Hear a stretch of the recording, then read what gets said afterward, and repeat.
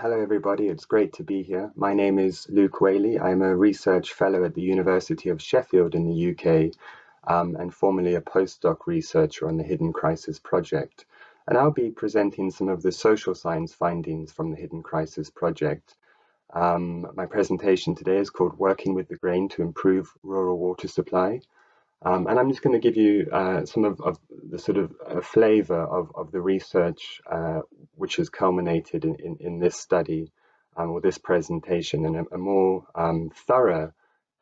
explanation of our findings is currently underway in a publication written by myself, Professor Francis Cleaver, who was a PI on the social science side of the project and is now at Lancaster University, and Evans Motonga from Chancellor College in Malawi.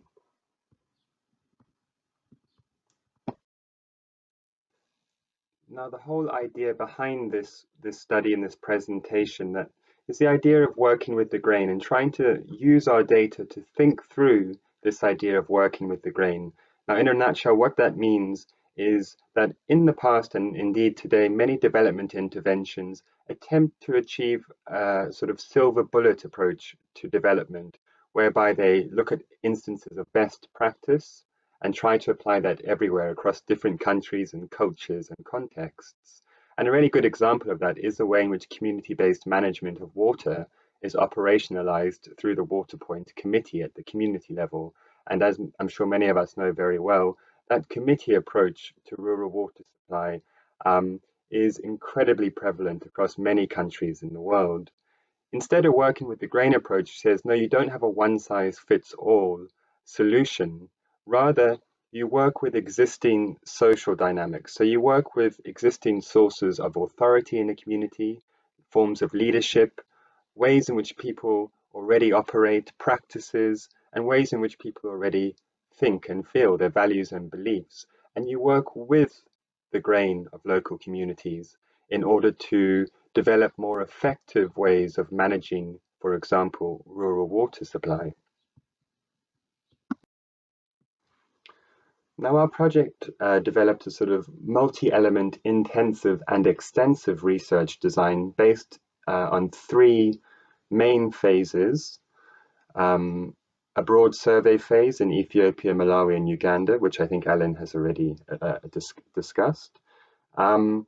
then a second survey phase, which buried down into 150 of the initial 600 sites to really understand what are the issues, both from a physical science point of view in terms of the borehole and hydrogeology, and from a social science perspective in terms of the management arrangement in communities, the ways in which communities manage water, and what are the issues and what are the positives in those particular cases that help us to think about how water is managed. And then we also conducted a longitudinal phase of research, working in 12 communities in Uganda and Malawi, where for a whole year we worked with people from those communities who kept diaries, as well as employing a number of social science methods,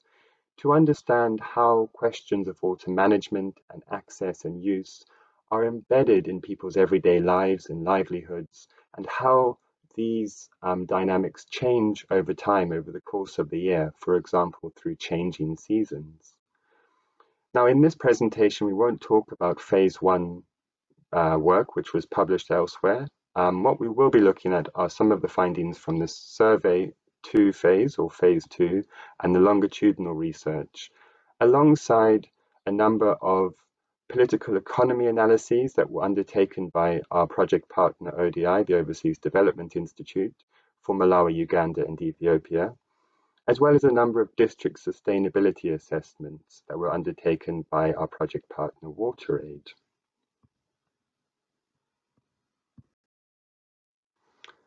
Now, the logic underpinning our research was very much a move away from focusing on the Water Point Committee itself to instead thinking about a water management arrangement. So we moved away from form in the shape of a committee, where the committee is expected to have particular roles and responsibilities like chairman, treasurer, secretary, general members, has a particular composition, for example, needs to be at least 50% women, must be trained and retrained and so on and so forth, to instead thinking about what functions need to be in place to effectively and equitably manage water. So, for example, to do with how funds are sourced and managed, to do with securing maintenance and repair, to do with suitable sources of authority and leadership, that the arrangement must be seen as legitimate, it must ensure equity, and so on and so forth. But the important thing here is that whilst a water management arrangement may include a water point committee or water point committee members, that needn't be the case. We look beyond the committee to understand how water is actually managed in a community.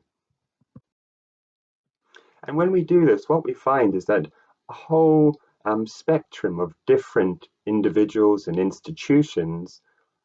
actually do manage water in the communities we studied. So, for example, in Ethiopia, one of the very common institutions which were often involved in questions of water management was the IDIR, which is a form of sort of local mutual aid organization, which is very common across Ethiopia, though it varies in its form and functioning, and which people are familiar with, and which has a lot to do with sort of a social support base in many communities. In Malawi, we found a whole range of actors involved in water management, not least the village chief, who was typically involved in many of the situations. And in Uganda, even more a bigger range of institutions and individuals were involved in water management, where a very common one was the local council one chairperson, the chairperson of the local formal sort of administrative unit in Uganda. Now, I don't want to spend much time on this slide, but just to say that one way of thinking about these different individuals and institutions and organizations who are involved in water management beyond the committee is to think of them in a typology like the one on this slide, whether they're individuals or associations, and whether they're state-led, so they form part of the architecture of the state or they're mandated for by the state, or whether they are non-state actors. And if we do something like that, then we can see the different types of actors who are involved in water management and where they may fit into broader processes of governance and culture and society in a given location or in a country. So this figure shows us who actually manages water across the 150 sites in our phase 2 dataset. And we won't speak about all of it, but what I do want to point your attention to are the first two categories. So first of all, on the left-hand side, we can see that in Ethiopia, the blue column, in over 50% of sites, we found a fully formed water point committee in operation. Although it must be pointed out that that water point committee was often working in conjunction with other individuals and institutions, such as the IDIR. Whilst on the other hand, in Malawi and Uganda, in less than 10% of sites, we saw a fully formed water point committee in operation. Instead, if we go to the second category, what was by far and away the most common situation was for there to be one or a small number of water point committee members, also again often working in conjunction with other individuals and institutions in the community. So you may find that just the village chairperson and maybe a treasurer were in operation, and they may be working with, say, in Malawi, the village chief, or in Uganda, the LC1 chairperson, although those individuals themselves may also be sitting on the committee, or their relatives, for example, their wife may be on the committee.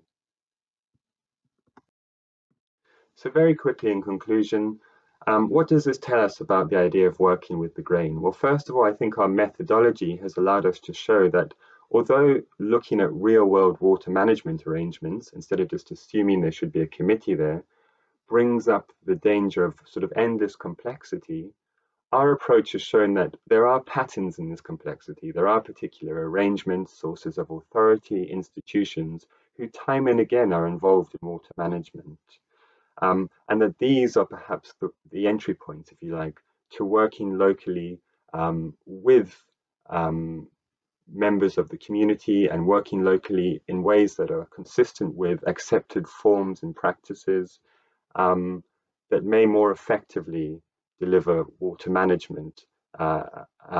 But at the same time, there is a tension that if you work with local authority figures, local social relations, and power dynamics, you may end up reproducing or even entrenching unequal power dynamics and unfair situations.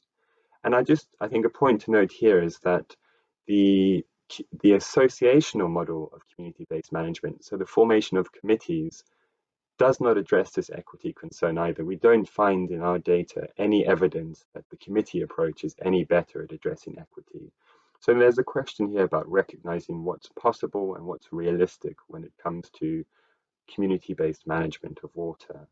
And finally, it puts a real emphasis on local government staff and working with those staff, perhaps that first of all are able to reach communities in the first place, whether they are from the water department or office, or whether they may be, for example, health workers or agricultural extension workers. And for these workers to be equipped with the sorts of social skills um, and ability to negotiate social relations with communities in order to uh, bridge that interface between local government and communities and develop processes which are more politically smart and more locally led. Um, and a final point, just to say that a lot of the literature suggests that for these locally led initiatives, this approach of working with the grain to be practically functionable, there must be a broader policy enabling environment that allows for this way of working, which allows for flexibility. And there, of course, are question marks about the ways in which many governments are run and the sorts of innovations and flexibility that they allow for. But that sort of policy environment is important if we are to encourage more practical ways of working with the grain to improve rural water supply. So I think I've gone on for quite a long time, so I'm going to stop there. Thank you.